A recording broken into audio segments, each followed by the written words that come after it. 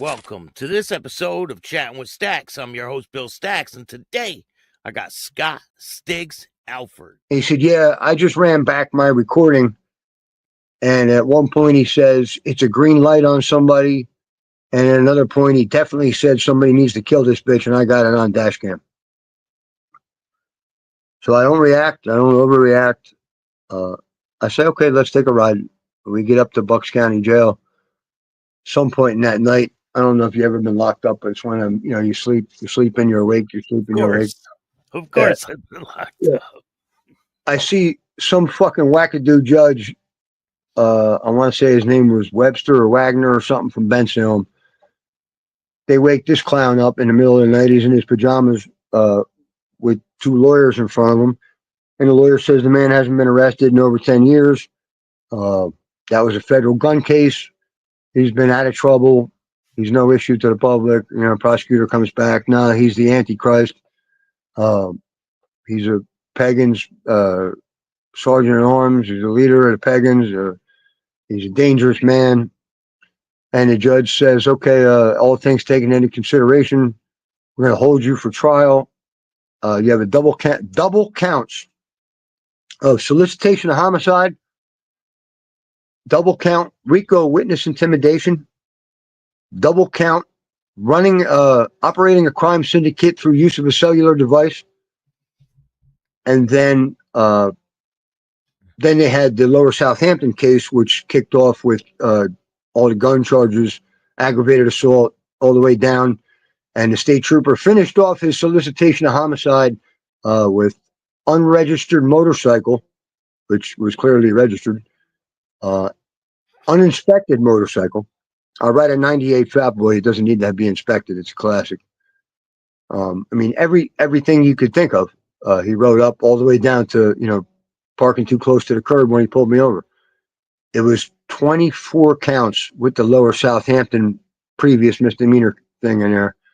And this guy says, I'm going to hold you with a $5 million cash only bail, and I'm going to attach a nebula hearing to it, which, if you don't know, I'll enlighten you. The nebula statute means anybody shows up with a $5 bill to get me out on $5 a bail, they have to prove where that money came from.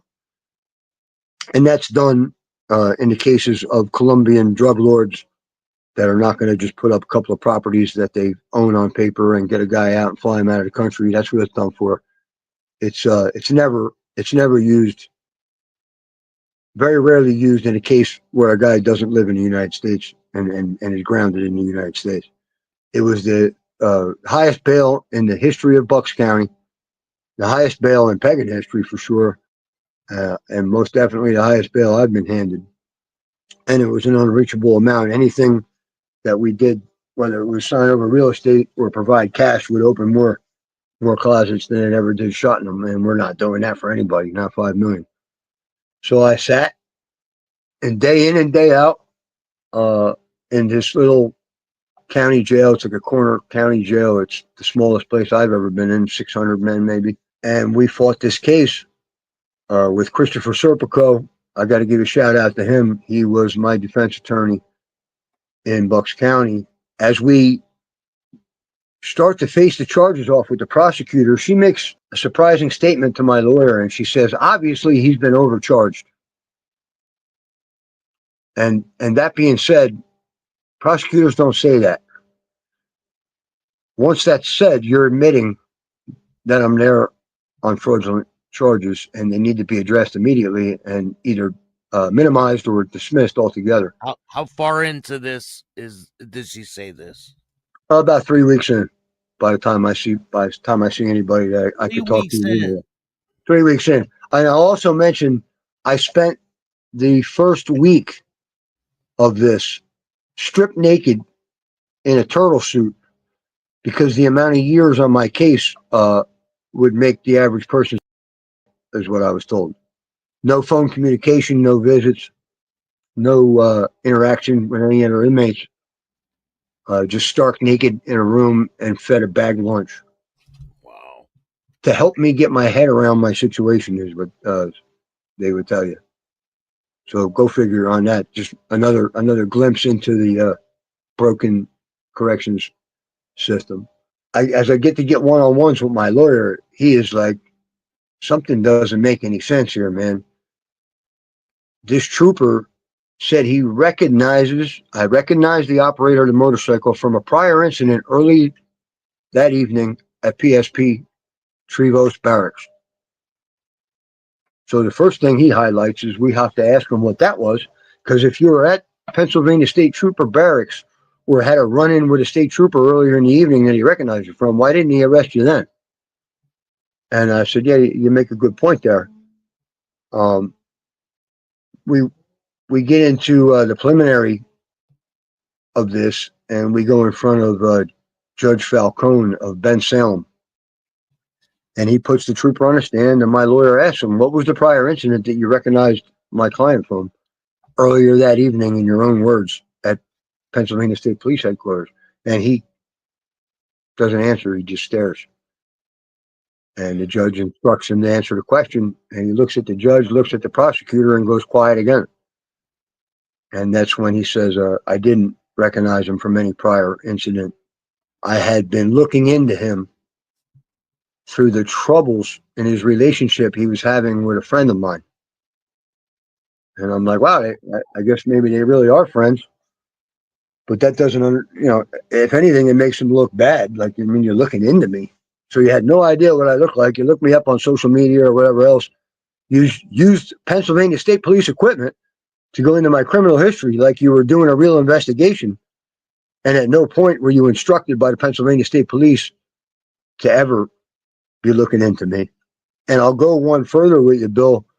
I don't know if you know what a Caution Code 5 alert is, but that's something that's sent down from federal authorities, and it's attached to your name and possibly your registrations of your vehicles. And what that instructs what I'll call a regular highway cop to do, it says Caution Code 5 alert, subject is known to carry firearms, subject has a violent past, subject is known member of a crime syndicate, Pagans MC, sergeant at arms, multiple assaults in his past. He's got, attempted murder in his past. He's got multiple gun charges in his past. Caution Code 5 alert means call for that many backup. It also, in mine, instructs you to call an 800 number and to be given further instructions by the federal authorities as to how to handle the situation. Now, I have been in situations where I've been pulled over at Wildwood for goosing the throttle at a light and smoking a light, half drunk, pulled over, and they walk up. They don't even take my license, and they say, you're free to go. Go ahead. And they walk away because that 800 number told them, don't pull him over. We're right behind you, and we're taking pictures, and we need to know where he's going next. You're interrupting their investigation in some way, shape, or form. And they may tell you to just black out the lights and pull away. I've seen that happen too. So I know that's part of my situation. They never called for backup. They never called for anybody else. They just handled it on their own that evening. So I know he was not instructed by the state police to conduct any type of investigation. He's not a gang unit guy. He's not a member of a SWAT team. He's a patrolman for the Pennsylvania State Police, is all he is. And he was playing the hero role, is what I was imagining, for this girl. And now it got him into a bind because he said some things that he can't unsay. So we're liking that way that looks. It's all state right now, right? It's all state. Yeah, it's all at a state level. And we're in front of the municipal cop in which that barracks falls under jurisdiction, which is Ben Salem. He gets off the stand without answering the question of how he recognized me as a rider. He also was asked, you said that my client was wearing the full colors of a Pagans sergeant at arms. And you, I guess, confiscated those colors that evening. Isn't that your normal routine? And he said, I did not. And he said, if we refer to the video, will my client be wearing his colors? And he said, I guess so. And he said, well, then where would his colors be now then? Would they be in his property in the county jail? And he said, I assume so. So you're sure that he had his colors?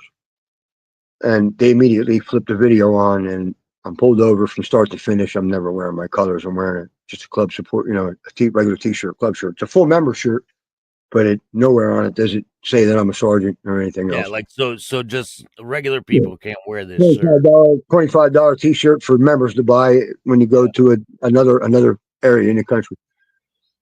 So he's lying again. And these are small things, and we all know that they don't, at the end of the day, make a big deal when you're playing on their field. A month and a half goes by. We're into April, and I'm called down to a meeting, and my lawyer says, "You're not going to believe this, but your ex-girlfriend was just arrested for stealing $500,000 from the company that she works at, which is All Wire Electric, and that was owned by her baby's father, who is like a good Christian dude who tried to give me every warning and opportunity he could to get away from this crazy, and I didn't listen to him."